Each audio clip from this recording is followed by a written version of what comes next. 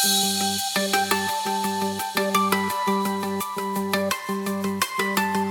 suis Myriam Laïdouni-Denis, je suis conseillère régionale en Auvergne-Rhône-Alpes et j'attaque mon deuxième mandat. Alors ils sont pluriels, mais on agit à l'intérieur de l'institution et on agit aussi à l'extérieur parce qu'on marche sur deux pieds, donc sinon on boite. Maintenant on est 28 alors qu'on était 7 sous l'ancien mandat. On continue ce qu'on a toujours fait, c'est-à-dire à travailler en tressant nos efforts avec la société civile, comme on dit, avec les associations, avec les acteurs dans leur grande pluralité. On agit à la fois pour le meilleur et dans le cadre d'une présidence de Laurent Wauquiez contre le pire. On peut prendre l'exemple par exemple de la RN 88, cette déviation qui a un serpent de mer qui est en Haute-Loire et qui est assez emblématique en fait. Emblématique d'une part sur la façon dont à la fois élus et société civile, on met nos efforts ensemble et on collabore pour agir sur le terrain, par les manifestations, mais aussi agir en droit, puisque comme on est élu de la collectivité, on a un intérêt à agir. Il est emblématique pour plusieurs choses.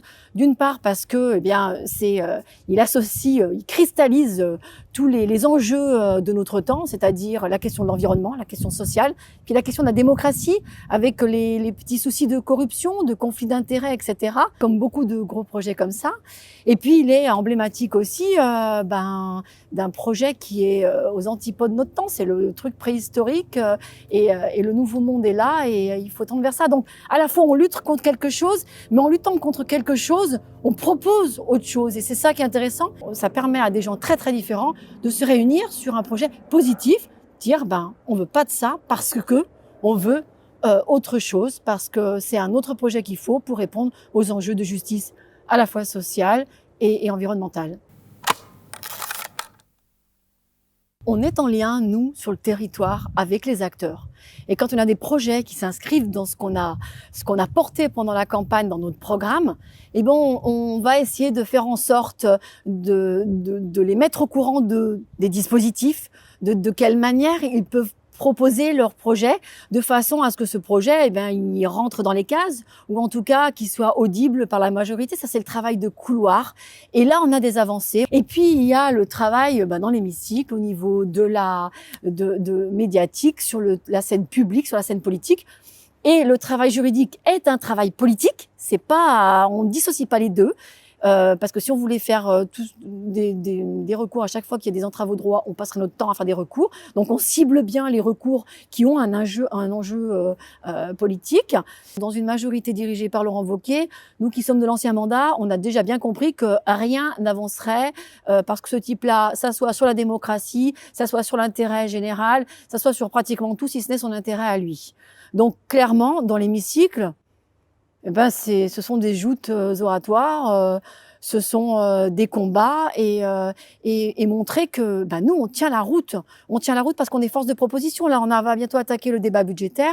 La question elle est, nous avec ce budget-là de la région, voilà ce qu'on ferait.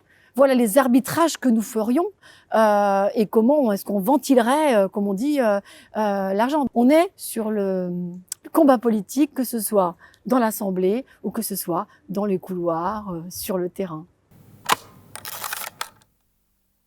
L'Envita, c'est une association, c'est l'Association nationale Villes et Territoires Accueillants, qui regroupe des élus à titre individuel et aussi des collectivités engagées pour l'accueil inconditionnel des migrants. Mais l'accueil inconditionnel, ça, c'est aussi pour tout le monde.